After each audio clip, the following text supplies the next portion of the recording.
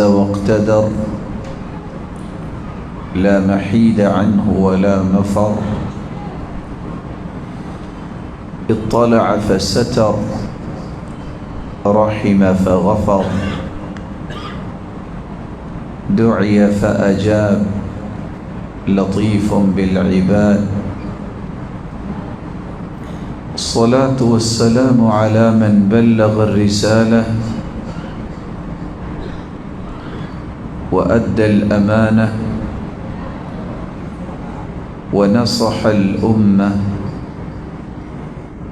وتركنا على المحجة البيضاء ليلها كنهارها لا يزيغ عنها إلا هالك. أما بعد فأعوذ بالله من الشيطان الرجيم. إن الذين يتلون كتاب الله وأقاموا الصلاة وأنفقوا مما رزقناهم سرا وعلانية يرجون تجارة لن تبور. لائق عزت تکریم سامعین مکرم، اللہ ذو الجلال ہم سب کے خالق و مالک اور رازق ہیں۔ اس مالک الملک کا احسان عظیم ہے جس نے ہماری رشت و ہدایت کے لیے سرتاج رسول محمد رسول اللہ صلی اللہ علیہ وسلم کو ہادی و مرشد بنا کے بھیجا۔ اس مبارک ہستی نے جس دستور اور آئین کی روشنی میں امت کی تربیت فرمائی،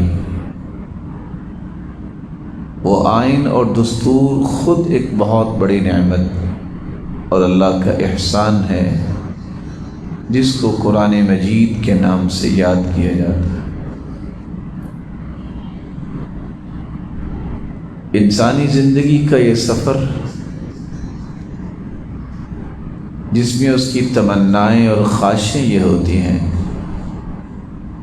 کہ کسی بھی کاروبار میں اسے نقصان نہ ہو، خسارہ نہ ہو، پریشانی نہ ہو، دکھ اور مصیبت نہ ہو، بلکہ وہ اپنی زندگی کے تمام تر امور کو فوائد کے ساتھ جوڑتا ہے، پروفٹس کے ساتھ جوڑتا ہے، بلندی کے ساتھ جوڑتا ہے، عظمت کے ساتھ جوڑتا ہے، اور ساتھ یہ دل کی اتھا گہرائیوں سے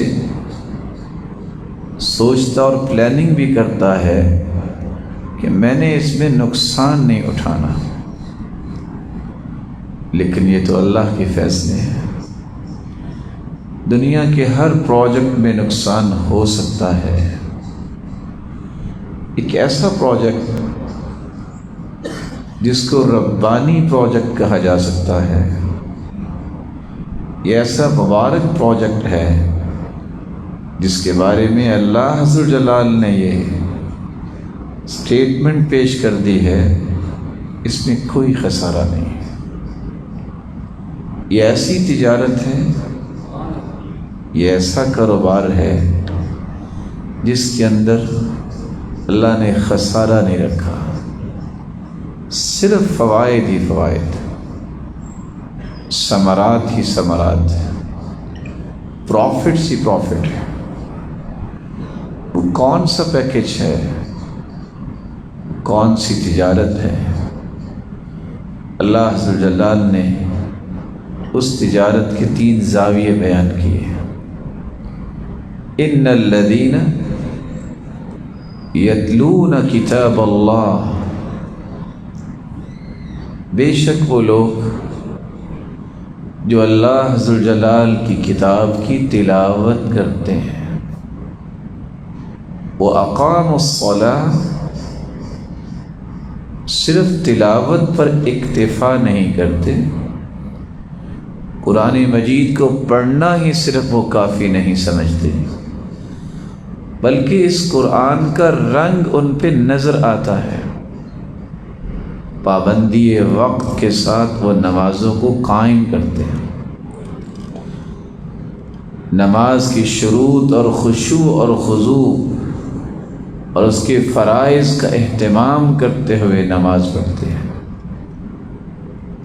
وَأَنفَقُوا مِمَّا رَزَقْنَاهُمْ، اور اس مبارک مشن قرآن مجید کی تلاوت اور نماز کی پابندی، ان دو باتوں کو مضبوط بنانے کے لیے وہ اپنے مال کو خرچ کرنے میں کبھی بخل نہیں کرتے۔ یرجون تجارتا، یہ تین کام کرنے والے، قرآن مجید سے وابستگی، عبادات کو اپنی آنکھوں کی ٹھنڈک بنانے والے، اور اللہ کا دیا ہوا، اللہ کے دین کی سربلندی کے لیے خرچ کرنے والے، یرجون تجارتا لن تبور، یہ ایسی تجارت میں شریک ہوئے ہیں جس تجارت میں اللہ نے خسارہ رکھا ہی نہیں، کبھی ان کی محنت رائے گا نہیں گئی، کبھی ان کی کوشش اور کاوش بے فائدہ نہیں ہوگی، کبھی ان کی محنت اور مشقت بے سود نہیں ہوگی، بلکہ ان تین کاموں کو کرتے ہوئے ایک ایک لمحہ اور ایک ایک دقیقہ قیمتی بنتا ہے، ثمرآور بنتا ہے، اللہ کی رضا کا سبب بنتا ہے، تقرب الہی کے لیے زینہ بنتا ہے۔ لیکن کب؟ جب وہ اس پروجیکٹ کو اللہ کی رضا کے لیے اختیار کرتا ہے۔ اللہ ذوالجلال سے دعا ہے اس ربانی پروجیکٹ کو سمجھنے اور پھر اس میں شریک ہونے کی توفیق عطا فرمائے۔ تو آئیے اختصار کے ساتھ اس مشن اور اس پیکج کو سمجھیے جس کا تذکرہ خود اللہ نے کیا ہے کہ آپ کا یہ کام کبھی بھی نقصان والا نہیں ہو۔ اس میں سب سے پہلی بات جو پیش کی گئی ہے، یتلون کتاب اللہ، تلا یتلو تلوتا و تلاوتا، تلاوت کا معنی پڑھنا بھی ہوتا ہے اور تلا یتلو تلوتا کسی کے پیچھے چلنا بھی ہوتا ہے۔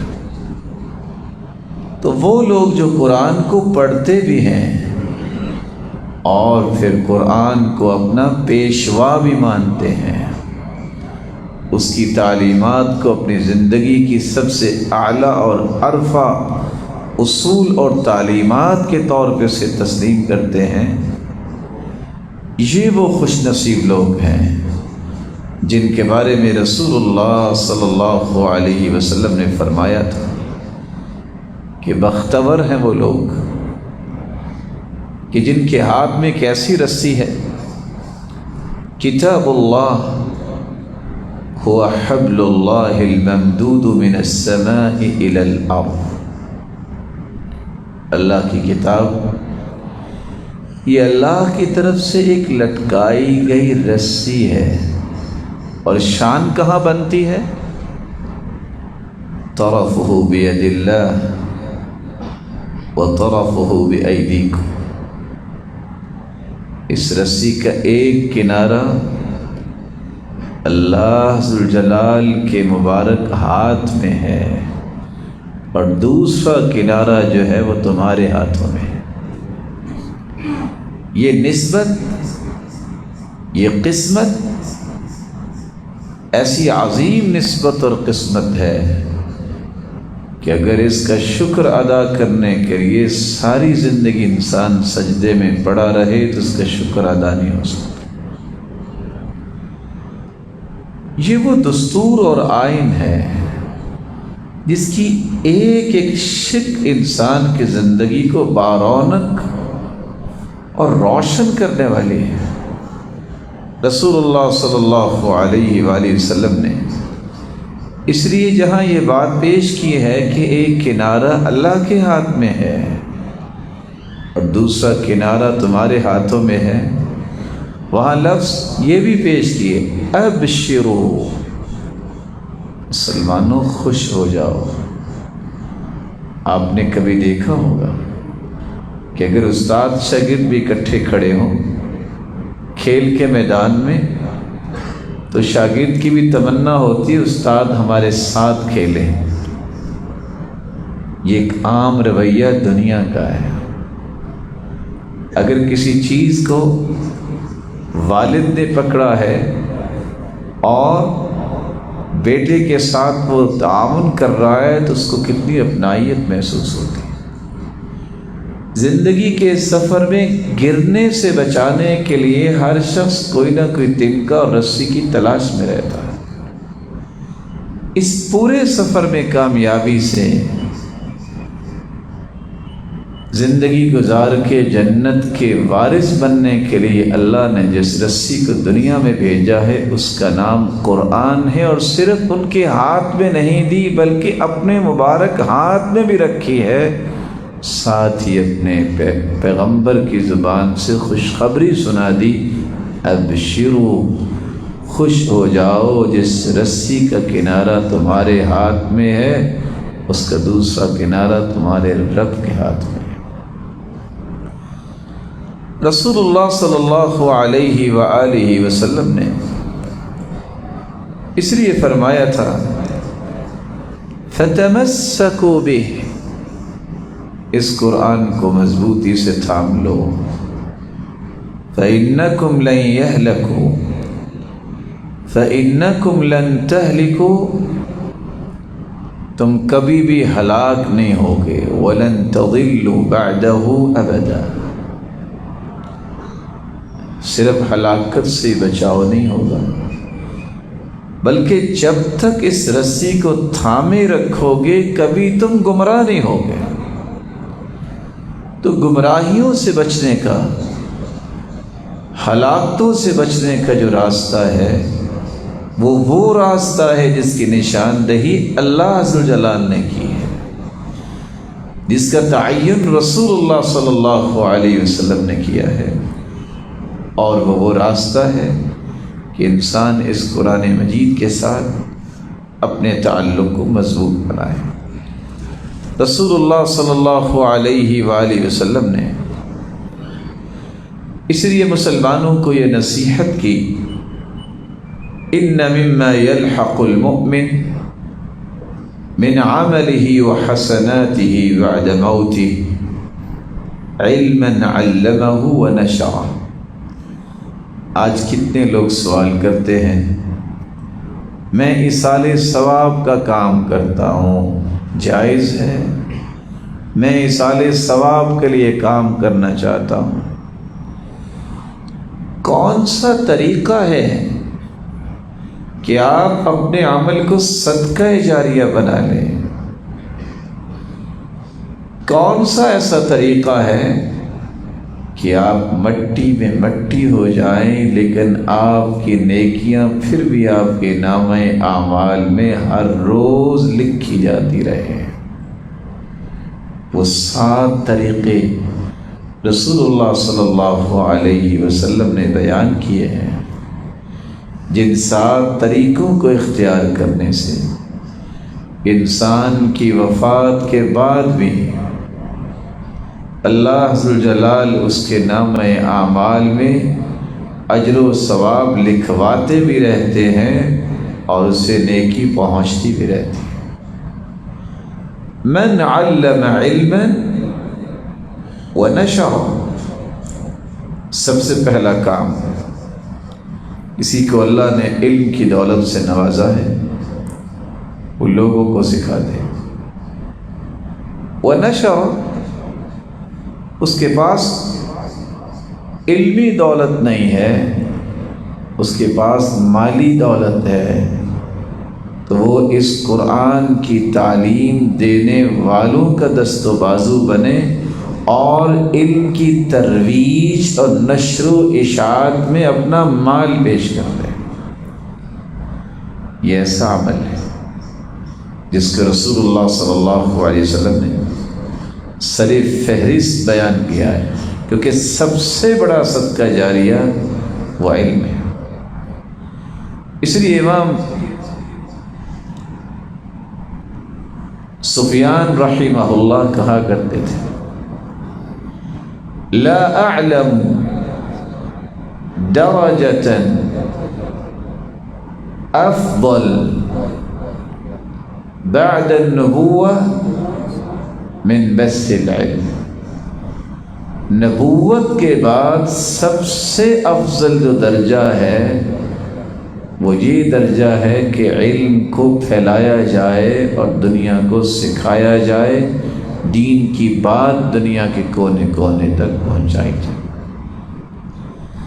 اور امام ابن الجوزی رحمہ اللہ تعالی اس لیے کہا کرتے تھے، کسی بندے کی اگر یہ تمنا بن جائے کہ وہ سویا ہوا بھی ہو تو اس کی نیکیاں لکھی جائیں، وہ فوت بھی ہو جائے تو اسے نیکیاں پہنچتی رہیں، اس کا ایک ہی راستہ ہے، فَلْيَنْشُرِ الْعِلْمِ، اسے چاہیے کہ وہ علم کی نشر و اشاعت کو اپنی زندگی کا تھیم بنا دے۔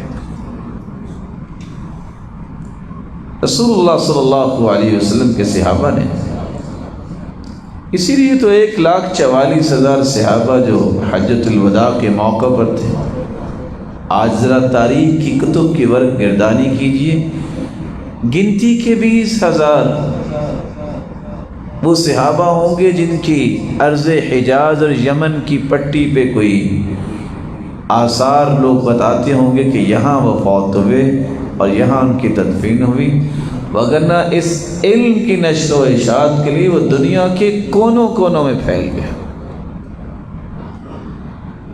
علم کی نشر و اشاعت، علم سکھانا، یہ پہلا طریقہ ہے جو انسان کے لیے سب سے بہترین صدقہ جاریہ،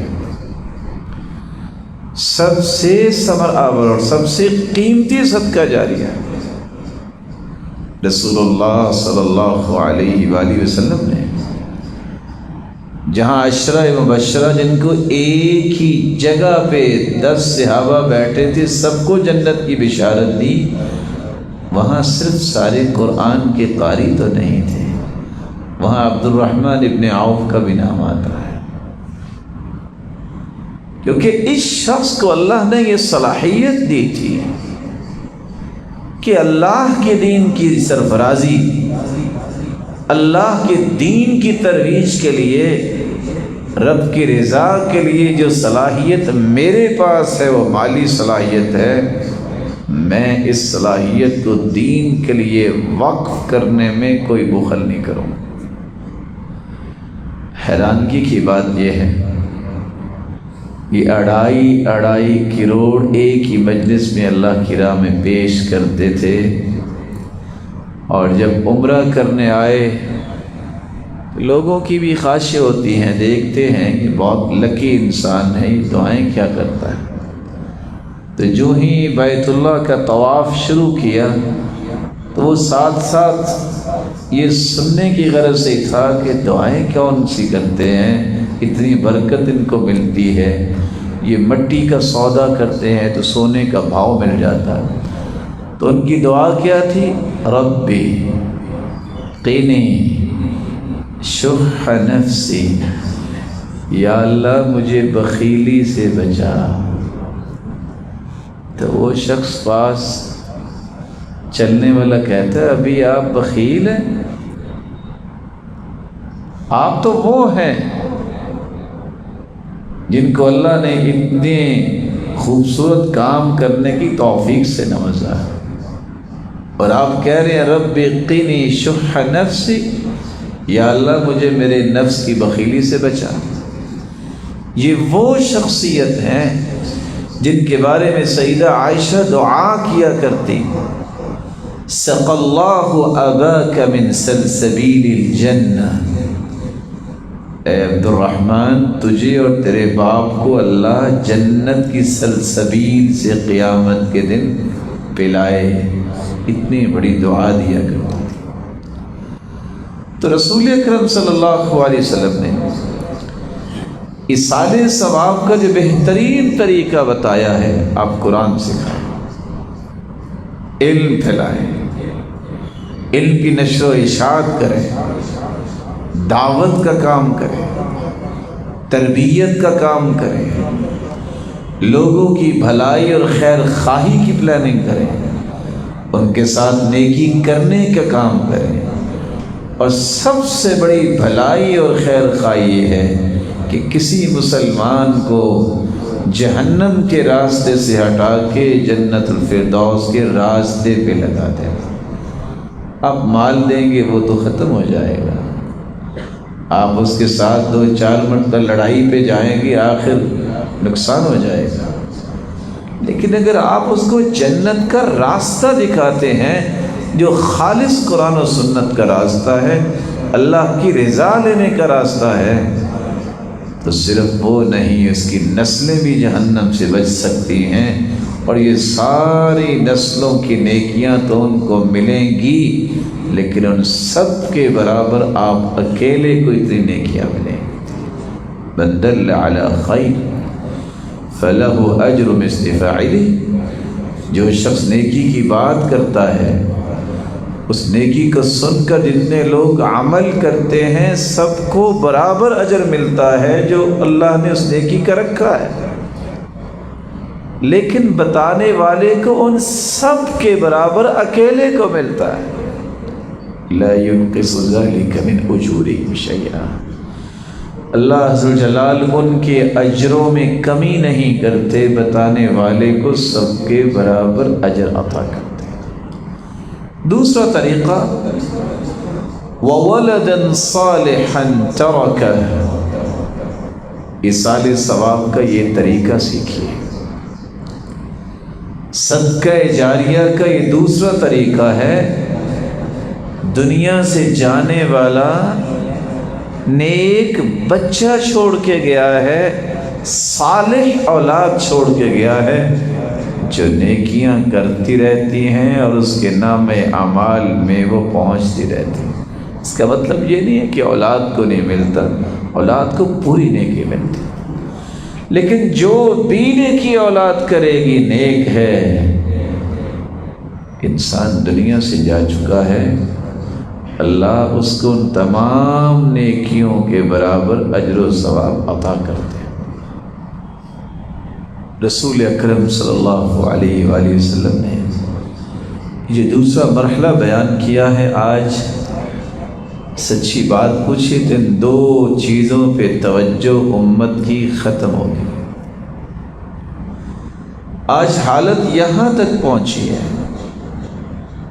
اگر مبالغہ نہ سمجھا جائے، 100 میں سے کتنے لوگ ہیں جو کم از کم اپنے والد کی وفات پہ اس کو شرعی غسل دینے کی صلاحیت رکھتے ہیں، اور اس کے لیے بخشش کی دعائیں اور جنازہ پڑھانے کی ان کے اندر صلاحیت ہے؟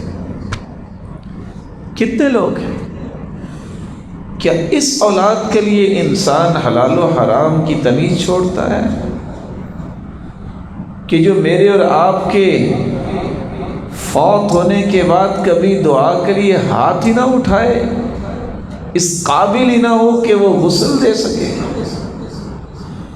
اس قابل ہی نہ ہو کہ وہ کبھی رات کی تاریکیوں میں والدین کے لیے اللہ سے گڑ گڑا کے دعائیں بھی کر سکے، وہ جنازہ پڑھانے کے بھی قابل نہ ہو، اس کو نیک اولاد تو نہیں کہتے۔ نیک اولاد جس کے بارے میں رسول اللہ صلی اللہ علیہ وسلم نے فرمایا تھا، ان الرجل لترفع درجته فی الجنہ قیامت کا دن ہوگا، ایک شخص کا درجہ بلند ہوگا، وہ کہے گا یا ربی انا لی ھذی، اللہ یہ درجہ مجھے کیسے مل گیا، میں نے تو یہ کام نہیں کیا تھا۔ جواب ملے گا کہ جو آپ کا درجہ جنت میں بلند کیا گیا ہے نا، پتہ اس کی وجہ کیا ہے؟ باستغفار ولدک لک، تیرے بچے نے تیرے لیے بخشش طلب کی جس کے نتیجے میں تیرے درجے کو بلند کر دیا ہے۔ سلف صالحین میں سے ایک شخص آتا ہے اور آ کے کسی صالح انسان کا پوچھتا ہے بتاؤ میں نیک ہوں کہ نہیں۔ اب یہ تو طے کرنا بہت مشکل ہے، کہا یہ تو اللہ ہی جانتا ہے۔ کہا نہیں بتاؤ، اللہ نے آپ کو بڑا علم عطا کیا ہے۔ اصرار پر انہوں نے کہا کہ ایک سوال کا جواب دے دو، میں بتا دیتا ہوں کہ تم نیک ہو کہ نہیں۔ سوال کیا ہے اور جواب کیا ہے؟ صرف اتنا بتاؤ، کیا تم اپنے والدین کے لیے دعائیں کرتے ہو؟ قال نعم، دعائیں تو کرتا ہوں۔ کہا پھر تم نیک انسان۔ ابھی آپ نے کیسے کہہ دیا کہ دعا میں کرتا ہوں تو میں نیک انسان؟ صحیح مسلم کی روایت ہے اذا مات ابن آدم انقطع عمله الا من ثلاث، من صدقة جاریہ او علم ينتفع به او ولد صالح يدعو له۔ انسان جب فوت ہو جاتا ہے تو اس کے سارے اعمال منقطع ہو جاتے ہیں، تین باقی رہتے ہیں، صدقہ جاریہ یا وہ علم جس سے لوگ نفع حاصل کر رہے ہیں، جو علم چھوڑ کے گیا، اور تیسری چیز ولد صالح یدعو له، وہ بچہ جو صالح ہوتا ہے، جو دعا کرتا ہے اپنے والدین کی۔ آج میرے اور آپ کے لیے بھی لمحہ فکریہ ہے، اکیلے بیٹھ کے ضرور سوچئے گا ہم میں سے کتنے ہیں جو اپنے والدین کے لیے روزانہ دعائیں کرتے ہیں۔ یہ لمحہ فکریہ ہے کہ آج وفائیں ختم ہو گئی ہیں۔ ہونا تو یہ چاہیے کہ ہر روز جب میری اور آپ کی آنکھ کھلے تہجد کے وقت، فجر کے وقت، تو وہ دعائیں پڑھنے کے بعد الحمدللہ الذی احیانا بعدما اماتنا والیہ النشور، الحمدللہ الذی رد علی روحی وعافانی فی جسدی وأذن لی بذکری، ان دعاؤں کے بعد رسول اکرم صلی اللہ علیہ وسلم نے جو بات سمجھائی ہے کہ اگر آنکھ کھل جائے تو کوئی یہ پڑھ لے سبحان اللہ والحمد للہ ولا الہ الا اللہ واللہ اکبر ولا حول ولا قوة الا باللہ، یہ الفاظ کہہ کے جو بھی انسان دعا کرے اللہ اس کی دعا کو رد نہیں کرتا۔ سب سے پہلی دعا جو آپ کو کرنی چاہیے اپنی ہدایت کے بعد اپنے والدین کے لیے دعا کیجیے، اللہم اغفر لی ولی ابی، اللہم اغفر لی ولی والدی، اللہ مجھے بھی معاف فرما اور میرے والدین کو بھی معاف فرما۔ یہ وفا ہے، ان وفاؤں سے ہاتھ کھینچنے والے وفادار نہیں ہوتے۔ ولد صالح یدعو له، نیک بننا ہے تو ان کے لیے دعائیں کیجیے۔ رسول اکرم صلی اللہ علیہ وآلہ وسلم نے بھی جو دوسرا طریقہ بتایا ہے صدقہ جاریہ کا، یہ سال ثواب کا، اولاد چھوڑ کے جاؤ تو نیک اولاد چھوڑ کے جاؤ۔ نیک کیسے بنے گی؟ علم سیکھنے سے۔ نیک اولاد کیسے بنے گی؟ اس کو نیک لوگوں کے ساتھ بٹھایا کرو، نیک لوگوں کی باتیں پڑھایا کرو، نیک لوگوں کی باتیں سنایا کرو، تبھی ان میں نیکی کا جذبہ آئے گا۔ رسول اکرم صلی اللہ علیہ وآلہ وسلم نے ایک تیسری بات بھی بیان کی، وَمُصْحَفًا وَالرَّسَ، ایصال ثواب، صدقہ جاریہ۔ قبر میں چلے جانے کے باوجود جو نیکیاں ڈپازٹ ہوتی رہیں گی، وہ تیسرا عمل کون سا ہے؟ مصحفاً والرسا، قرآن مجید اس نے وراثت میں چھوڑا ہے۔ کبھی آپ نے سنا ہے کہ کسی گھر میں وراثت تقسیم ہوئی ہو تو کسی نے یہ بھی کہا ہو کہ والد کا قرآن مجھے چاہیے؟ کبھی ویسے سنا ہے کسی جھگڑے میں؟ سب کا جھگڑا یہ ہوگا، وہ پلاٹ اچھا تھا وہ اس نے لے لیا، وہ کارنر پلاٹ تھا، یہ پیچھے گلی میں یہ مجھے دے دیا، ساری زندگی اس بات پہ رونا ہوگا۔ وہ اس کو مل گیا، یہ مجھے مل گیا۔ کبھی کسی نے یہ نہیں سوچا ہوگا کہ میرے والد کا علم بھی تو وراثت ہے، اس کے نیک اور صالح اعمال بھی تو وراثت ہیں، اس کی اچھی عادتیں اور خصلتیں بھی تو وراثت ہیں۔ وَوَرِثَ سُلَيْمَانُ داؤد، سیدنا داؤد کا صرف ایک ہی بیٹا تو نہیں تھا، تذکرہ صرف سلیمان کا اللہ نے کیا ہے، کیونکہ صحیح وارث بننے والے داؤد کے سیدنا سلیمان علیہ السلام تھے۔ سلف کیا کرتے تھے؟ کبھی اس پہ ہماری نظر بھی جانی چاہیے۔ کہتے تھے ہمارا باپ تہجد گزار ہے، بہت صدقہ کرتا ہے، خیر خواہی کرتا ہے، اچھے اخلاق والا تھا، سارے کام کو ایک نہیں کر سکتا تو چلو تقسیم کر لیتے ہیں، آج کے بعد اس گھر میں تہجد ختم نہیں ہونی چاہیے، آج کے بعد اس گھر سے کوئی خالی ہاتھ واپس نہیں جانا چاہیے، آج کے بعد اس گھر سے باپ کی وہ بات یاد رکھنی ہے، معافی دینی ہے۔ لوگ تو ایسے کرتے تھے۔ اس لیے ابو بکر بن عیاش، ابو بکر بن ابی عیاش، امام شعبہ جب فوت ہونے لگے تو بہن پاس تھی، رونے لگے۔ کہا کیوں رو رہی ہو؟ کہا آپ کے فراق۔ کہا یہ سامنے ستون دیکھ رہی ہو؟ اس ستون کے ساتھ بیٹھ کے میں نے 18,000 مرتبہ قرآن ختم کیا ہے۔ یہ وہ لوگ ہیں جن کو سمجھ آئی کہ صدقہ جاریہ کس کو کہتے ہیں۔ اور بیٹے کو کیا کہہ رہے ہیں؟ بیٹا صرف ایک ہی میری خواہش ہے، اس گھر میں نے قرآن ہی پڑھا ہے، جب تک تیری زندگی ہے اس گھر میں رہتے ہوئے اللہ کی نافرمانی نہ کرنا۔ یہ صدقہ جاریہ، یہ مشن ہے، یہ منہج ہے، یہ منہاج ہے۔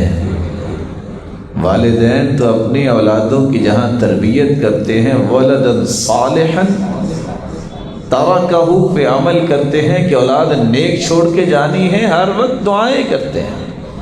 آج تو ہم سے یہ فرصت بھی نہیں ملتی کہ اولاد کے لیے دعا کر دیں، صبح اٹھ کے دعا کیا کریں، اللہم اہدنی و اولادی، اللہ مجھے بھی ہدایت دے، میری اولاد کو بھی ہدایت دے۔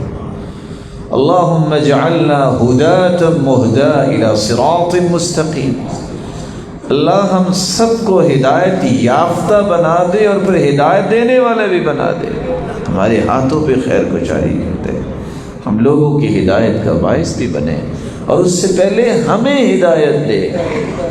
یہ دعائیں کیا کریں، بلکہ ہر اذان کے بعد کبھی اکیلے بغیر آواز نکالے بھی آپ دعا تو کر ہی سکتے ہیں۔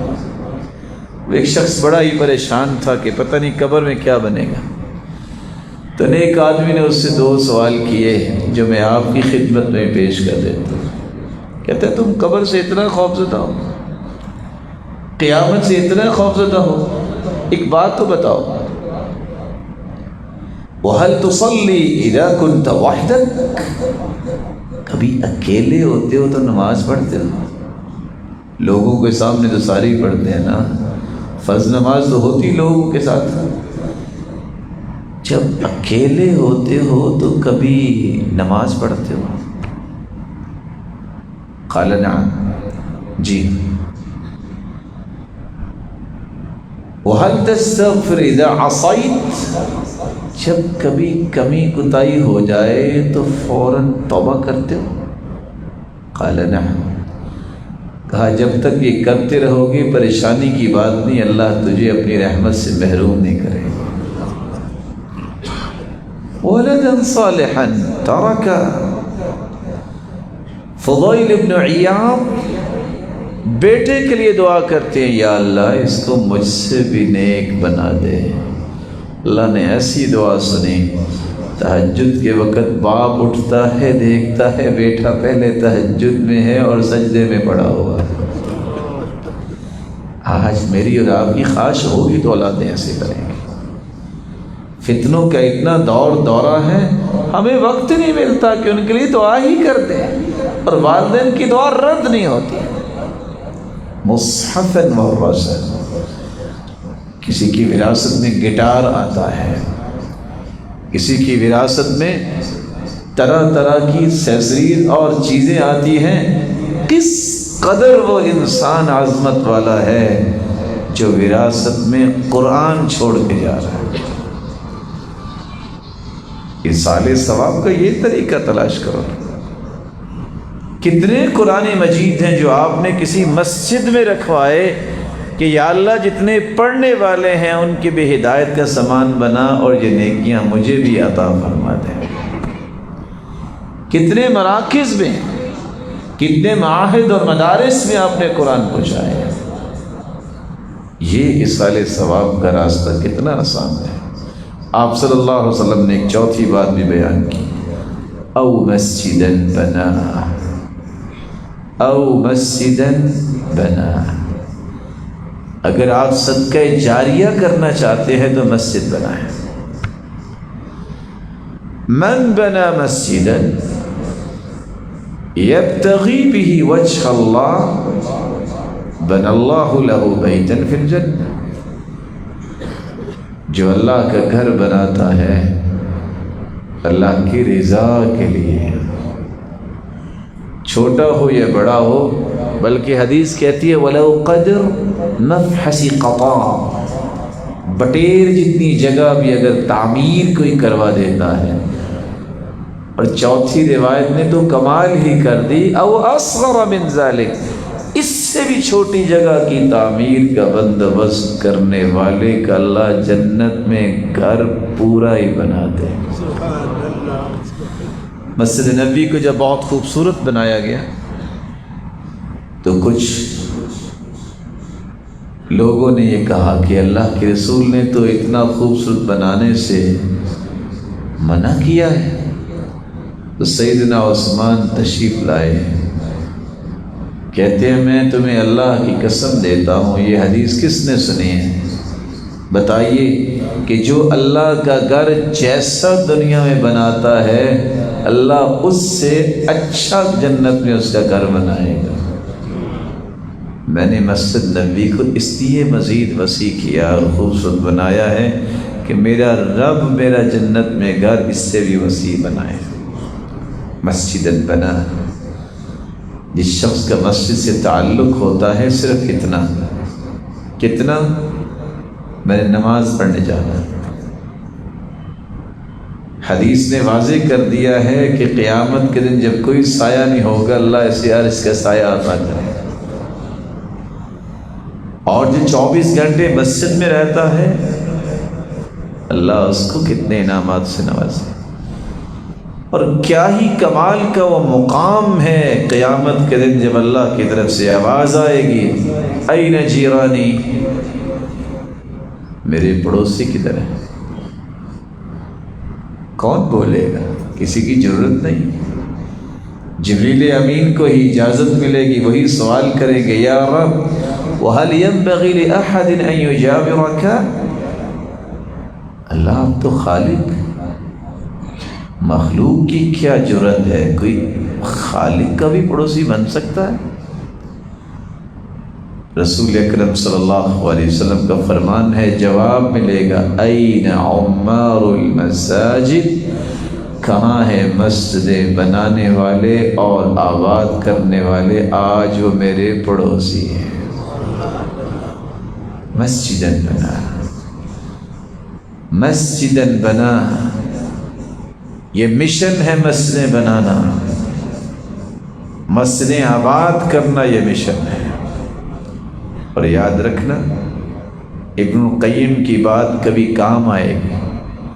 وہ کہا کرتے تھے دین دو جگہ سے آیا ہے، مسجد سے، مسجد والے سے۔ جب تک ان دونوں جگہوں سے محبت رہے گی دین باقی رہے گا۔ جو ان دونوں میں سے کسی ایک سے متنفر ہو گیا آدھے دین سے محروم ہو گیا۔ جس کے دل میں ان دونوں چیزوں کی قدر ختم ہوگی وہ پورے دین سے محروم ہو جائے گا۔ یہ اللہ عز و جلال کی نعمت ہے کہ اللہ عز و جلال جس کو یہ عطا کر دے کہ وہ اللہ کے گھر بنانے کی تمنا اور تڑپ رکھتا ہے۔ مجھے وہ لوگ بھی آج یاد ہیں جن کے ہاتھ کانپ رہے ہوتے ہیں،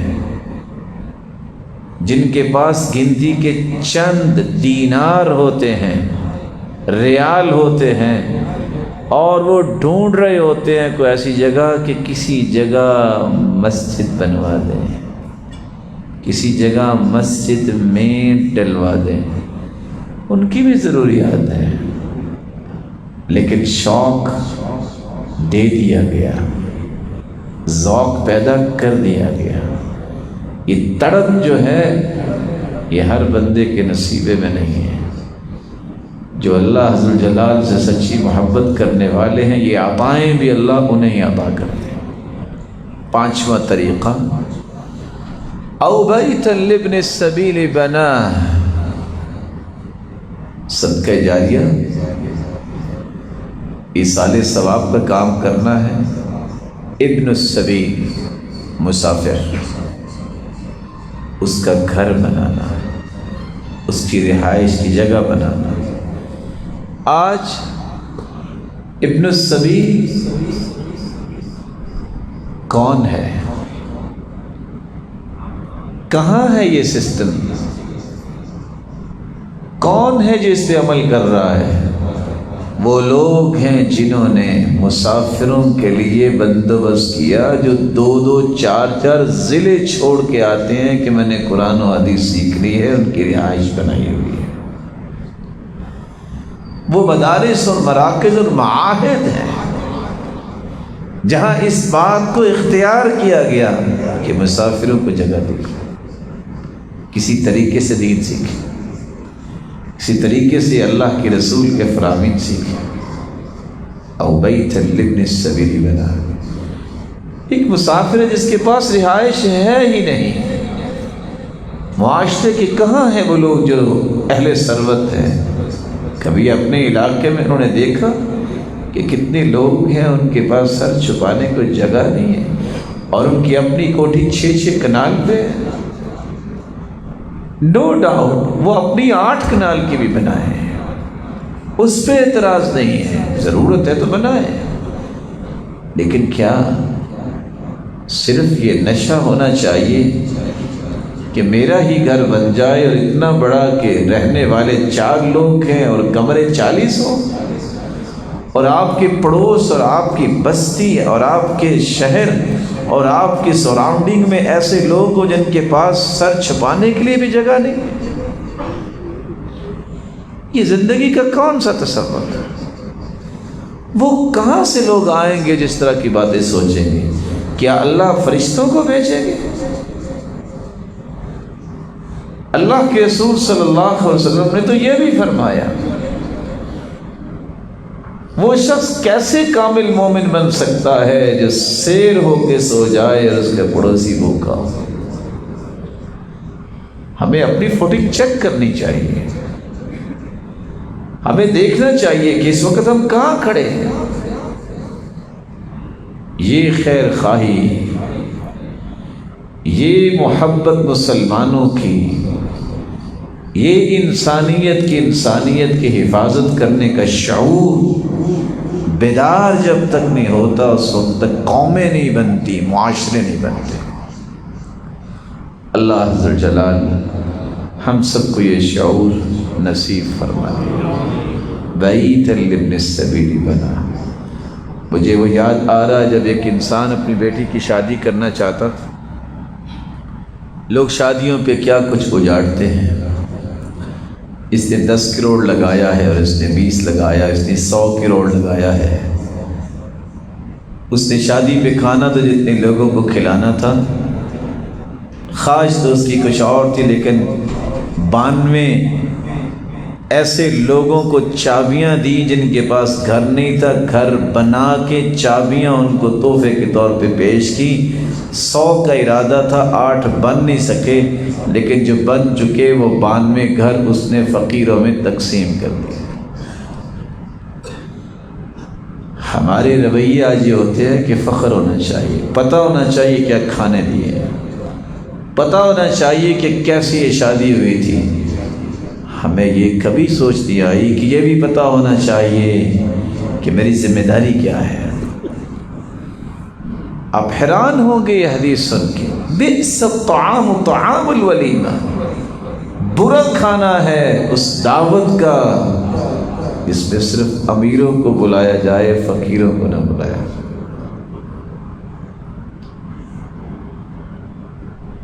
دوسری روایت کے الفاظ کیا ہے؟ بلایا ان کو جاتا ہے جو نہیں آنا چاہتے۔ وہ کون ہیں؟ سارا دن کھاتے رہتے ہیں امیر۔ منع ان کو کیا جاتا ہے جو آنا چاہتے ہیں، جن کے پاس 2 ٹائم کا لقمہ نہیں ہے۔ خیر خواہی کو آباد اپنے دل میں کیجیے، نیکی کیجیے، یہ جذبات پیدا کیجیے۔ یہ اصل وہ جذبات ہے جو اسلام کی بنیاد تھی۔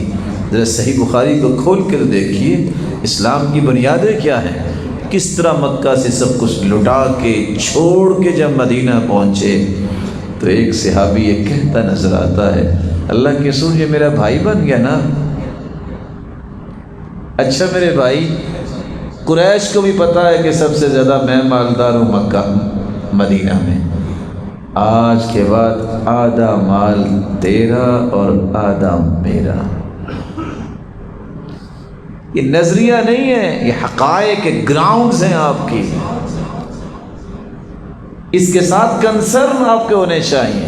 اللہ کے رسول میں اجازت دیتا ہوں، 2 میری بیویاں ہیں، میں ایک کو طلاق دے دیتا ہوں، یہ اس سے شادی کر۔ یہ بنیادیں ہیں آپ کے اسلامی معاشرے کی۔ یہاں تو بنیادیں یہ رہ گئی کہ کسی کو گرانا کیسے ہے، لیگ پولنگ کیسے ہو سکتی ہے، کسی کو بدنام کیسے کیا جا سکتا ہے، کسی کو ذلیل کر کے اپنے آپ کو بلند کیا جا سکتا ہے۔ اسلامی معاشرے کی کوئی بھی اقدار نہیں ہے۔ اسلامی معاشرے کی اقدار یہ ہیں کہ دوسرے کو بچانے کے لیے بھی اگر مجھے بھوکا مرنا پڑتا ہے تو مجھے اس کی پرواہ نہیں ہے۔ وہ قصے تو سارے ہی سناتے اور سنتے ہیں، کہا اس کو پانی پلا دو، اس کو پانی پلاؤ، نہیں اس کو پانی پلا دو۔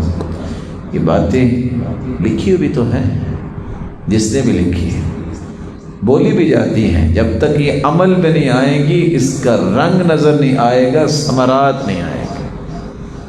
اس لیے آپ صلی اللہ علیہ وسلم جیسا معاشرہ نہ آج تک بن سکا، نہ قیامت تک بن سکے۔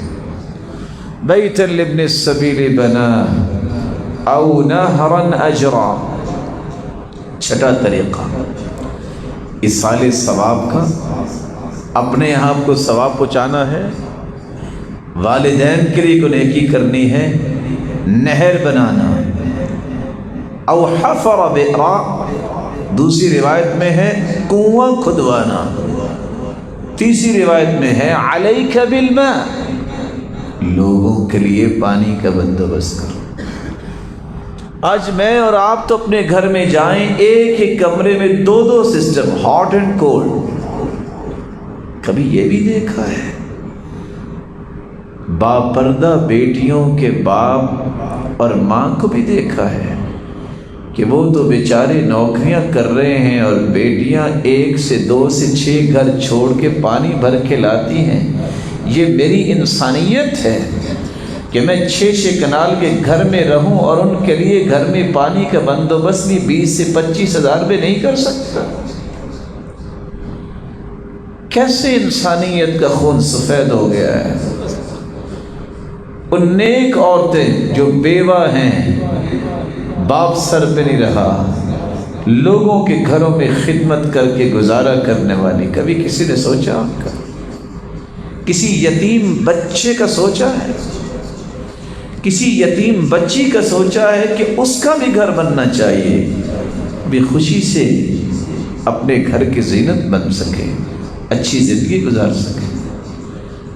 یاد رکھیے گا، مال کے 2 ہی مسئلے ہیں، کسی کو سمجھ آ جائے تو کامیاب ہو جائے۔ آپ اگر 10 کھرب کے بھی مالک ہیں نا، تو یاد رکھنا 1 روپیہ ساتھ نہیں قبر میں لے کے جائیں۔ 1 روپیہ بھی آپ اپنے درزی کو جو مرضی کہہ دیں کہ میرا کفن ذرا ایسا بنانا، کو جیب شیب لگا دینا، نہیں لگائے گا۔ دوسری مال کی مصیبت یہ ہے، یہ 10 کھرب جو آپ جوڑ کے چھوڑ کے جائیں گے، 1 روپیہ بھی ساتھ ہی لے کے جائیں گے، اڑائیں گے آپ کے وارثین، حساب آپ سے لیا جائے گا۔ یہ پیسہ کہاں سے آیا تھا؟ یہ پیسہ کن کے لیے جوڑتے رہے ہو؟ حدیث بھی آتا ہے، اللہ کے رسول نے فرمایا کہ تم وارثوں کے مال سے زیادہ محبت کرتے ہو۔ کہا اللہ کے رسول، وارثوں کے مال سے ہم تو محبت نہیں کرتے۔ فرمایا مالک ما قدمت ومال وارثک ما اخرت، جو تم اللہ کی راہ میں دے دو وہ تو ہو گیا تمہارا، جو چھوڑ کے جاتے ہو تم تو مٹی میں ہوتے ہو، وہ تو وارثوں کا ہی ہے نا، تمہارا تو نہیں ہے۔ اس کی محبت زیادہ ہے جو چھوڑ کے جانا ہے۔ اللہ ذوالجلال کہ پیارے پیغمبر کے پاس 7 تشریف لائے، جب ان کی والدہ فوت ہوئی بہت غمگین ہوئے، والدہ سے بہت محبت تھی۔ کہ اللہ کے رسول، میں کیسے اپنی والدہ کے ساتھ نیکی کر سکتا ہوں؟ قال علیک بالماء، میرے صحابی لوگوں کو پانی پلایا کرو، پانی کا بندوبست کرو، نیکیاں تمہاری والدہ کو ملیں گی۔ آج کتنے لوگ ہیں جو اس بات کو سوچتے ہیں؟ کس جگہ لوگ آ کے کھڑے ہوتے ہیں، وہاں کو نل لگا دیا جائے، کہ وہاں کو پانی کا بندوبست کر دیا جائے۔ کتنے اس طرح کے روشن چہرے آتے ہیں اللہ کے گھروں میں۔ کہاں گیا وہ مال؟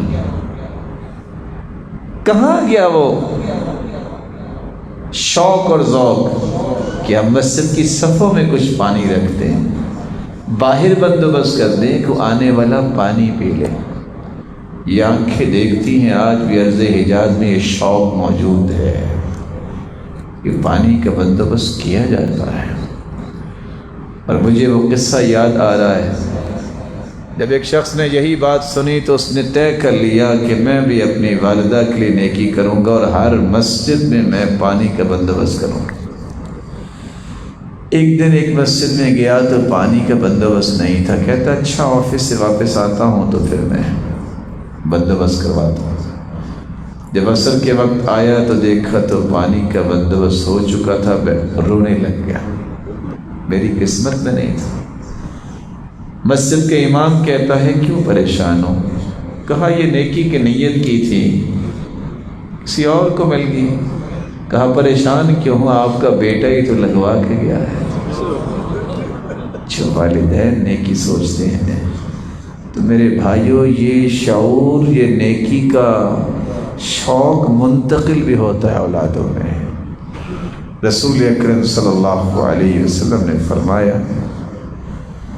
او نہرن اجوا، صدقہ جاریہ کا چھٹا طریقہ یہ ہے پانی کا بندوبست کیجیے۔ آپ ایک لمحے کے لیے سوچئے، سخت گرمی میں کتنی پانی کی ضرورت ہوتی ہے۔ زندگی میں بہت سارے پہلو آپ نے دیکھے ہوں گے، وہ پہلو میری آنکھوں سے کبھی غائب نہیں ہوا۔ جب لوگ ایک روڈ تعمیر کر رہے تھے، مرد اور عورتیں، برف توڑ کے اس کا چھوٹا سا ٹکڑا منہ میں ڈال کے سخت گرمی میں پتھر اٹھا کے سڑک بنا رہے تھے۔ کیا ہمیں اللہ کا شکر نہیں کرنا چاہیے کہ اللہ عز و جلال نے کبھی اس طرح کا موقع نہیں آنے دیا؟ کیا ہمارے اوسان خطا نہیں ہونے چاہیے کہ یہ کیا ہو رہا ہے کہ وہ بھی مسلمان ہیں، وہ بھی اللہ کی مخلوق ہے، ان کے لیے بھی کچھ سوچنا چاہیے کہ ہم پانی ٹھنڈا بھی ان تک نہیں پہنچا سکتے، پانی کا بندوبست بھی نہیں کر سکتے۔ رسول اکرم صلی اللہ علیہ وآلہ وسلم نے تو اتنا فرما دیا کہ کتے کو پانی پلانے والی بدکار عورت کو اللہ نے اس لیے معاف کر دیا۔ کس کو؟ ناپاک ہے وہ، ایک مرتبہ زبان لگا دے نا برتن میں تو 7 مرتبہ جب تک دھویا نہ جائے وہ برتن قابل استعمال نہیں ہوتا۔ مسلمان اس کو اگر آپ پانی پہنچائیں اور پانی پلائیں تو کیا آپ کی بخشش اور میری بخشش نہیں ہوگی؟ یہ صدقہ جاریہ ہے۔ رسول اکرم صلی اللہ علیہ وسلم نے ایک 7ویں بات بھی بیان کی، او صدقۃ اخرجها من مالہ فی صحتہ و حیاتہ۔ 7ویں چیز، ایسا صدقہ جو اپنے مال سے کب خرچ کرتا ہے؟ صحت کی حالت میں، زندگی میں۔ یہ 2 لفظ کیوں بولے اللہ کے رسول نے؟ کیونکہ جب بندہ بیمار ہوتا ہے پھر تو خرچ کرتا ہی ہے، چلو بیماری دور ہو جائے۔ جب فوت ہوتا ہے تو لوہا گرم ہوتا ہے، اولاد بھی کہتی ہے جی یہ ہمارے باپ کے لیے صدقہ جاری ہے۔ یہاں لفظ کیا ہے؟ فی صحتہ و حیاتہ، زندہ ہے، صحت مند ہے، اب خرچ کریں۔ اور ویسے راز کی بات آپ کی خدمت میں پیش کر دوں، ہم لوگ بڑے کمزور ہیں۔ ہم دعا بھی کوئی پڑھتے ہیں، ذکر کرتے ہیں تو نیت یہ ہوتی ہے یہ پڑھتا رہوں گا تو کرونا نہیں ہوگا۔ کیا جی ایسا ہی ہے نا؟ یہ پڑھوں گا نا تو اس کا یہ فائدہ ہوگا۔ سلف کا یہ رویہ نہیں تھا۔ سلف یہ کہتے تھے میں نے ذکر کرنا ہے اس لیے یہ میری ذمہ داری ہے رب کی رضا حاصل کرنے کے لیے، جب وہ راضی ہوگا تو مجھے خود بخود راضی کر دے گا۔ مجھے غرض نہیں ہے اس لیے نہیں میں کر رہا کہ یہ اس کا کام ہوگا میں یہ کر رہا ہوں، میں نے رب کو راضی کر۔ وہ اس سے بھی اونچا سوچتے تھے، میں اس لیے یہ پڑھ رہا ہوں میں نے اپنے رب کے قریب ہونا ہے، میں نے اپنے رب کو راضی کرنا ہے۔ اللہ ذو الجلال یہ توفیق ہر ایک کو نصیب فرمائے۔ یتلون کتاب اللہ، وہ پروجیکٹ جس میں کوئی خسارہ نہیں ہے، اس کا ایک کارنر یہ ہے جو اللہ کی کتاب پڑھنے والے ہیں اللہ ان کو کبھی گرنے نہیں دیتا۔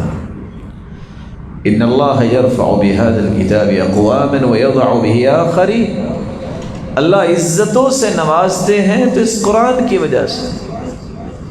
میں جانتا ہوں ان لوگوں کو بھی جو قرآن مجید کی وجہ سے اللہ نے ان کو وہ مقام دیا جو ان کے خاندان کو کبھی نصیب ہی نہیں ہوا، صرف قرآن کی وجہ سے۔ کوئی پہچانتا ہی نہیں ہے خاندان کا، کہ اللہ نے قرآن کی عظمت دی، اللہ نے اس خاندان کو بھی دیگر خاندانوں سے بلند مقام عطا کر دیا۔ یہ فیصلے اللہ تعالیٰ کے، جو اس کو نعمت سمجھتا ہے قرآن کو، اللہ اس کو بھی دنیا کے لیے نعمت بنا دیتے ہیں۔ یتلون کتاب اللہ، کیسا یہ کمال ہے کہ بڑے سے بڑا بھی بادشاہ ہو اس کو پیچھے کھڑا ہونا پڑتا ہے، کس کے؟ جس کو قرآن آتا ہے۔ کس کے؟ جو قرآن پڑھنا جانتا ہے۔ بادشاہ ہو یا فقیر ہو۔ اور سچ کہا جس نے کہا اس سے عظمت والا کون ہو سکتا ہے جو قرآن پڑھنے والا علم والا ہے۔ قرآن والے سے علم والے سے آگے بندہ جاتا ہی اس وقت ہے جب فوت ہوتا ہے، جب اس کا جنازہ پڑا ہوتا ہے، وگرنہ دنیا میں اللہ ہمیشہ پیچھے ہی رکھتے ہیں۔ اور یہ سبق بھی ہے کہ اگر تم سمجھو گے نا کہ تم اس سے آگے ہو تو اس وقت ہی سمجھ سکتے ہو جب تم فوت ہو جاؤ گے، جنازہ ہی آگے پڑا ہو۔ یہی وہ قرآن ہے، جب آپ قبر میں جائیں گے تو سوالوں کے جواب دیں گے تو وہاں فرشتے پوچھیں گے کہ آپ کو جواب کیسے آئے، تو مومن کی زبان سے یہ بات نکلے گی۔ صحیح بخاری کی روایت میں کوٹ کرنے لگا ہوں، دونوں تینوں روایتوں کے الفاظ کیا ہیں؟ قرأت القرآن، جواب میں نے اس لیے دے دیے میں نے قرآن پڑھا تھا۔ وعملت بما فيه، جو کچھ قرآن نے کہا میں نے اس پہ عمل بھی کیا۔ وصدقت به، میں نے اس کی تصدیق بھی کی، میں نے کہہ دیا اس سے سچا کلام دنیا میں کوئی نہیں۔ قبر سے نکلو گے ایک خوبصورت شکل والا انسان آئے گا، کون ہے آپ؟ وہ کہے گا انا عملک الصالح، میں آپ کا نیک عمل۔ یہ قرآن ہی ہے جو قیامت کو سفارش کرے گا، اس کی سفارش کو مانا جائے گا۔ اور سفارش بھی کیسی ہے؟ جہاں کسی کے پاؤں میں جوتی نہیں ہوگی، جسم پہ لباس نہیں ہوگا، بال بکھرے ہوئے ہوں گے، کوئی ٹخنوں تک پسینے میں ہوگا، کوئی گھٹنوں تک پسینے میں ہوگا، کوئی کمر تک پسینے میں ہوگا، کوئی منہ تک پسینے میں ہوگا، کوئی 70 ہاتھ پسینے میں ڈبکیاں کھا رہا ہوگا۔ وہاں انعام و اکرام سے نوازا جائے گا تو کون؟ سب سے پہلے اللہ ذوالجلال کہ پیغمبر نے فرمایا الماہر بالقرآن مع السفرة الکرام البررہ، صف قیامت کو لگائی جائے گی۔ وعرضوا علی ربک صفا، لوگوں کو صفوں میں اللہ کے سامنے پیش کیے جائے گا۔ صفیں وہاں نورانی بھی ہوں گی اور خاکی بھی ہوں گی، اور ٹوٹل 120 صفیں جنت میں جائیں گی، جن میں سے 80 صفیں صرف اس امت کی ہوں گی جو جنت میں جائیں گی۔ باقی 1,24,000 پیغمبروں میں سے آخری پیغمبر کے سوا تمام امتوں میں سے 40 صفیں جنت میں جائیں گے۔ اس دن کے فیصلے کو کبھی یاد کر لو، بخاری مسلم کی روایت، اللہ فرمائیں گے اے قرآن پڑھنے والے آ جاؤ، آج خاکی صفوں سے نکلو، ان صفوں میں آ کے کھڑے ہو جاؤ جن صفوں میں جبریل امین کھڑے ہیں۔ بھلا اس سے بڑا بھی کوئی مقام ہے؟ یہ قرآن ہی آئے گا، یجیء القرآن یوم القیامہ، سفارش کرے گا، یا ربی، اے رب اس کو انعام سے نوازیے۔ فیلبس تاج الکرامہ، فیلبس حلۃ الکرامہ، اللہ ذوالجلال عزت کا تاج اسے پہنائیں گے۔ لوگوں کے بال تو بکھرے ہوئے ہوں گے، اس کو عزت کا تاج پہنایا جائے گا۔ اللہ کچھ اور انعام دیجیے، جنت کی خلعت فاخرہ پہنائی جائے گی۔ اللہ انعام تو دے دیا، یا رب ارض عنہ، اللہ راضی بھی ہو جائیے، اللہ راضی بھی ہو جائیں گے۔ پھر رضا کا سلسلہ کیسے چلے گا؟ اللہ ذوالجلال کا حکم آئے گا، اقرأ وارتقی، قرآن اب پڑھتے جاؤ اور جنت کی سیڑھیاں چڑھتے جاؤ۔ فإن منزلتك عند آخر آیة تقرأها، مقام تیرا بس یہ معمولی سا اونچا نہیں ہے، قرآن کی آیتیں ذرا دیکھ لو کتنی ہیں۔ اللہ کے رسول کا فرمان ہے، اللہ فرمائیں گے تیرا مقام وہاں ہے جہاں قرآن مجید کی آخری آیت کی تم تلاوت کرو۔ کمال کی بات جو اس حدیث کے اندر ہے وہ کیا ہے؟ سب آپ جانتے ہیں جب فوت ہو جائے تو جو عمل ہو چکے اس کی نیکیاں ملتی ہیں. قیامت کو کوئی عمل نہیں کر سکے گا. واحد قرآن ہے. جب جنت کی سیڑھیاں چڑھ رہا ہوگا نا وَيُزَادُ بِكُلِّ آیَةٍ حَسَنَةٍ، اللہ اس دن بھی ہر آیت کے بدلے اس کی نیکیوں میں اضافہ کر دے. دنیا کا کوئی عمل نہیں ہے. جملہ کتب حدیث کو جمع کر لیجیے، آپ کو اس پلے کی روایت ہی نہیں ملے گی. یتلون کتاب اللہ، اللہ کی کتاب کی تلاوت کرنے والے، ان کی تجارت میں کبھی خسارہ نہیں ہے. وَأَقَامُوا الصَّلَاةَ، نماز کو قائم کرنے والے. کاش نماز کی وہ محبت ہمیں عطا ہو جائے جو سلف کو اللہ نے عطا کی تھی. کیسی محبت؟ کبھی کبھی یہ باتیں پڑھ کے سن کے سوچ میں پڑ جاتے ہیں اللہ نے ان کو کتنا پیارا بنایا تھا. وہ ابن سماع کہتے ہیں کہ 40 سال ہو گئے کبھی بھی میں نے نماز جماعت کے بغیر نہیں پڑھی.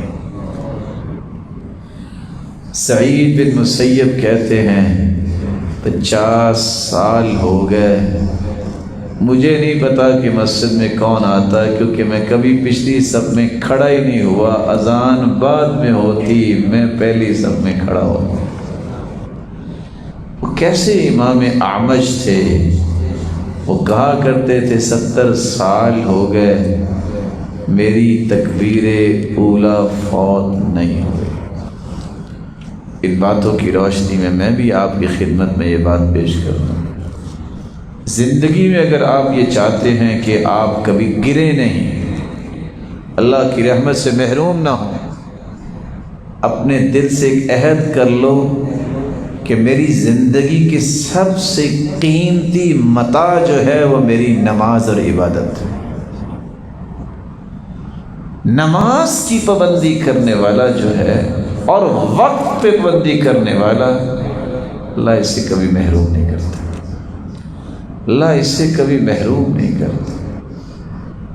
اور صحابی کے اس سوال کو چیک کیجیے کہ بیٹا آج تکبیر اولا ملی؟ جواب ملا آج تکبیر اولا نہیں مل سکی. کہا بیٹا 100 اونٹ مجھے مل جاتے تو مجھے اتنی خوشی نہ ہوتی جتنی تیری تکبیر اولا ملنے پر خوشی ہوتی. پتہ ہے اونٹ کا معنی کیا ہے؟ آج کل کے معاشرے میں اونٹ ہی ہے. پتہ اس کی قیمت کتنی ہے؟ جتنی V8 کی قیمت. آج ذرا کمپیریزن کیجئے، آپ ذرا کمپیریزن کیجئے کہ 100 گاڑیاں اگر مجھے مل جاتی ہیں آج کل کے اعتبار سے تو مجھے اتنی خوشی نہ ملتی جتنی بیٹا تیری تکبیر اولا کے ساتھ نماز پڑھنے کی خوشی ہوتی.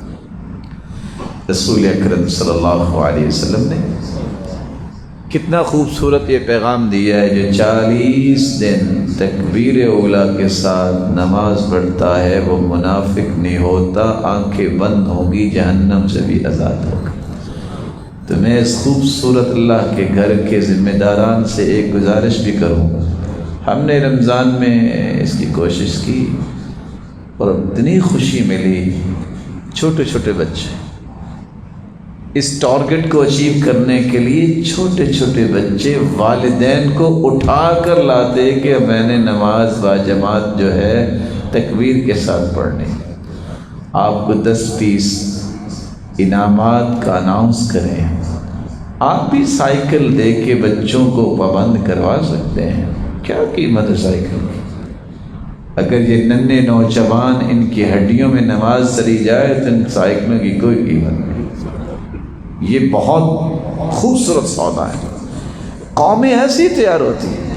اللہ کے رسول فرماتے بیٹو یہاں سے وہاں تک جو دوڑ لگائے گا میں اسے کھجور انعام دوں گا. تحفیظات اللہ کے رسول تیار کیا کرتے لوگوں کو. اس طرح کے پیکج بھی دینا چاہیے. اور کتنے ہی خوش نصیب ہیں وہ لوگ جو مسجد کے لیے زینت بن جاتے ہیں، وہ لوگ جو بر وقت نماز پڑھنے اور ہر وقت نوافل کی طرف توجہ دینے والے ہیں، وہ کتنے خوش نصیب ہیں۔ میں بات کو مختصر کرتے ہوئے یہ بات کہنا چاہوں گا، بے نماز جو کہتا ہے کہ نماز کی ضرورت نہیں، اسی طرح مر جاتا ہے۔ ایسے انسان کے بارے میں کتابیں کیا لکھتی ہیں؟ لا یغسل، اس کا غسل نہیں دیا جاتا، ولا یکفن، اس کو کفن نہیں دیا جاتا، ولا یصلی علیہ، اس کی نماز جنازہ نہیں پڑھی جاتی، ولا یدعا لہ بالمغفرہ، اس کی بخشش کی دعا نہیں کی جاتی، ولا یدفن فی مقابر المسلمین، مسلمانوں کے قبرستان میں اسے دفنایا نہیں جاتا۔ کسی کو اگر یہ باتیں سمجھ میں آ جائیں تو کوئی نماز سے پیچھے رہے۔ اس وطن عزیز میں اللہ اس کی حفاظت فرمائے۔ اب دیانتداری سے بتائیے، یہ 22.5 کروڑ لوگوں میں سے نمازی کتنے ہیں؟ اب تھوڑا سا دیکھیں، لڑائی جھگڑے کے لیے تو ہر بندہ تیار ہے یہاں، لیکن آپ تھوڑا سا محبت کے انداز میں سوچیے۔ میں نے اس کے بارے میں کیا سوچا ہے، 22.5 کروڑ میں سے نمازی کتنے ہیں؟ ان کو نماز کی دعوت دینی کس نے ہے؟ ان کو اللہ کے قریب کرنا کس نے ہے؟ کہ ہماری کوئی ذمہ داری نہیں ہے؟ کیا یہ میری ذمہ داری ہے کہ جب بھی کوئی گیدرنگ ہو، کوئی شادی ہو، تو پڑوسیوں کو دور سے قریب سے سب کو بلا لوں؟ یہ ذمہ داری نہیں ہے کہ میں کبھی اس نیت سے بھی اس کے پاس جاؤں کہ ماشاءاللہ آپ کتنے اچھے ہیں، لیکن اب نماز پڑھیں گے تو اب اللہ کے ہاں بھی اچھے بن جائیں گے، آج لوگ صرف آپ کو اچھا کہتے ہیں۔ کیا احترام اور محبت سے میں دعوت دینے کے بھی قابل نہیں رہا؟ وہ کیسے تھے صحابہ؟ مینا میں کھڑے ابو ذر رضی اللہ تعالیٰ عنہ دعوت دے رہے ہیں، کسی نے کہا یہاں تو چھوڑ دو، لوگ کنکریاں مار رہے ہیں اور آپ کو دعوت کی پڑی ہوئی ہے۔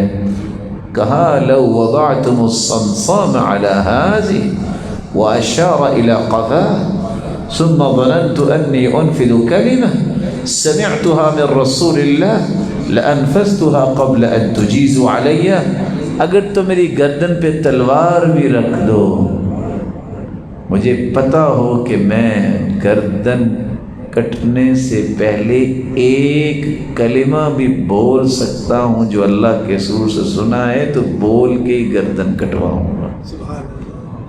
شوق رکھیے، یہ ذوق ہونا چاہیے، میری وجہ سے کسی کی خیر خواہی ہو جائے، میری وجہ سے کسی کی آخرت بن جائے۔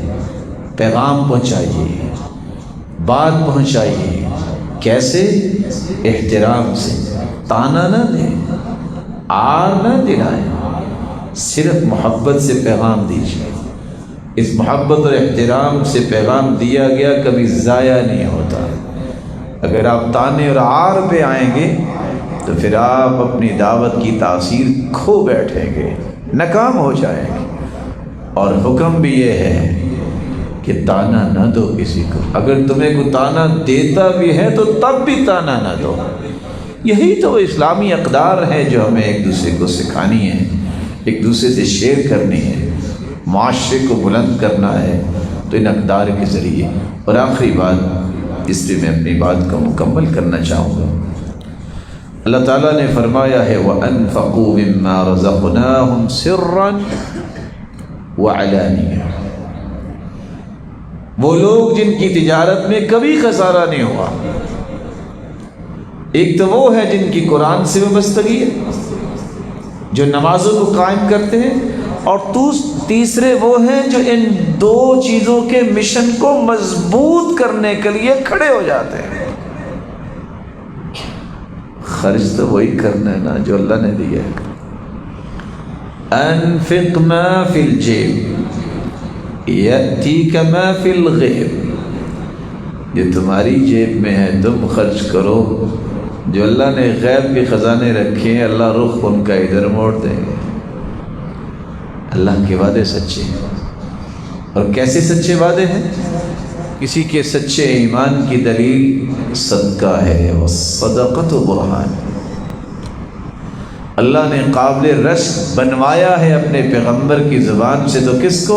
ایک وہ جس کو قرآن کی دولت ملی، دوسرا وہ جس کو مال کی دولت ملی۔ وہ دن رات قرآن پہ عمل کرتا اور پڑھتا ہے، یہ دن رات اس پہ مال خرچ کرتا ہے اور دین کی سربلندی کے لیے مال خرچ کرتا ہے۔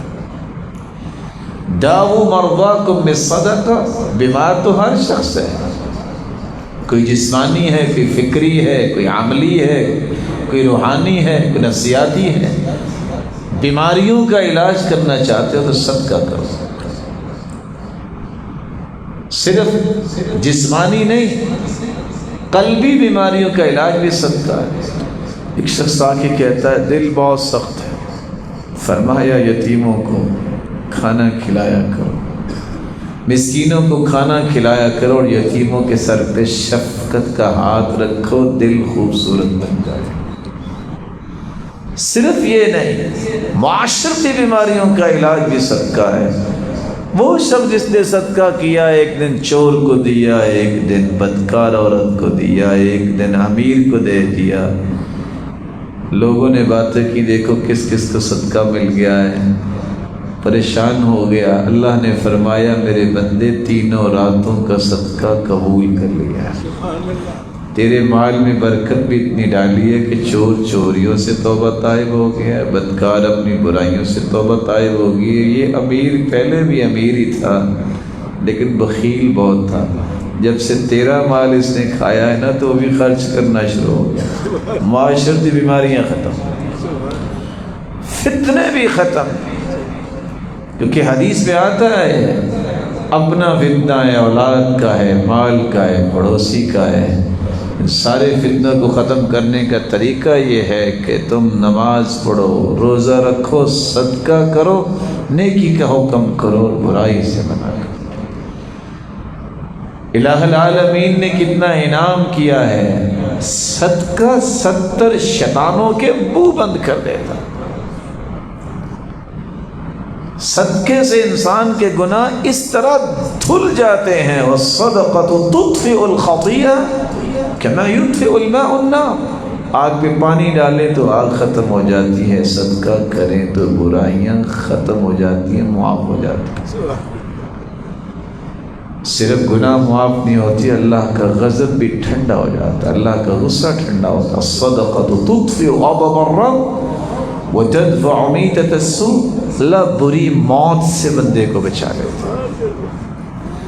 قبر چھوٹی سی ہوتی ہے، وَالصَّدَقَةُ تُطْفِئُ عَنْ أَهْلِهَا حَرَّ الْقُبُورِ۔ اگر کسی نے قبر کو ٹھنڈا کرنا ہے تو اس کا طریقہ ہے صدقہ کرو، اللہ اس کی قبر کو ٹھنڈا کر دے۔ قبر سے نکل کے جب یہ انسان جائے گا، ظِلُّ الْمُؤْمِنِ يَوْمَ الْقِيَامَةِ الصَّدَقَةُ، کس قدر گرمی ہوگی، سورج کتنا قریب ہوگا، صدقہ کرنے والا قبر سے نکلے گا، صدقہ اس کے لیے امبریلا اور چھتری بن جائے گا۔ کہاں جائے گا؟ اللہ کے عرش کے نیچے جائے گا، کیونکہ یہ صدقہ کرنے والا ہے۔ رسول اکرم صلی اللہ علیہ وسلم نے فرمایا جو شخص کھجور کے برابر صدقہ کرتا ہے، اللہ اسے پال کے نیکی کا پہاڑ بنا دیں گے۔ بندہ قیامت کا پوچھے گا اللہ یہ کہ، اللہ فرمائے کہ کھجور جتنا صدقہ میں نے پال کے اس کو اتنا بڑا کر دیا۔ یحییٰ بن معاذ کہا کرتے تھے لا اعرف حبہ تزن عند اللہ جبال الدنیا الا حبہ من صدقہ۔ دانے تو بہت دیکھے ہیں لیکن کیا کمال کا وہ دانہ ہے جو صدقے کا ہوتا ہے، قیامت کو نیکی کا پہاڑ بن چکا ہوگا۔ اللہ عز و جلال اس کاروبار کو بھی کرنے کی توفیق دے جس کا تذکرہ اللہ نے قرآن میں کیا ہے کہ جس میں کوئی خسارہ نہیں ہے۔ وہ پیکج کیا ہے؟ اللہ کے قرآن کی تلاوت کرنا، نماز کی پابندی کرنا، اور اللہ کے دیے ہوئے مال کو ان دونوں کاموں کو مضبوط کرنے کے لیے خرچ کرنا۔ مولا کریم جتنے یہاں روشن چہرے تشریف فرما ہیں اور جو سن رہے ہیں، الہ العالمین ان میں سے کوئی بیمار ہیں تو ان کو صحت و عافیت سے نواز۔ مولا کریم تیری رحمت بہت وسیع ہے، الہ العالمین کوئی بیمار ہے تو صحت یاب کر دے، کوئی تکلیف میں ہے تو اس کی تکلیفوں کو خوشیاں بنا دے، کسی تنگی میں اس کی تنگیوں کو آسانیاں بنا دے، صاحب اولاد ہیں تو ان کی اولادوں کو نیک بنا، دست و بازو بنا، آنکھوں کی ٹھنڈک بنا اور صدقہ جاریہ بنا، بے اولاد کی جھولیوں کو بارونق بنا، مقروض کے غیبی خزانوں سے مدد فرما، بے روزگار کو بھی تونگل بنا دے، مال والے کے مال میں برکت فرما دے، جس طرح تیرے گھر میں جمع ہے اللہ، ان کو ان کے والدین کے ساتھ اور ان کی اولادوں کے ساتھ جنت الفردوس میں اپنے محبوب کے ساتھ جمع فرما اور اپنے دیدار کا مستحق بنا۔ وآخر دعوانا ان الحمد للہ رب العالمین۔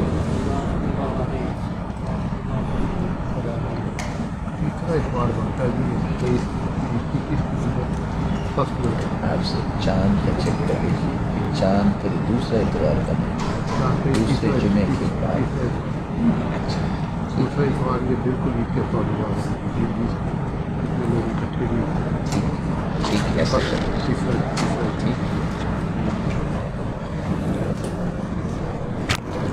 السلام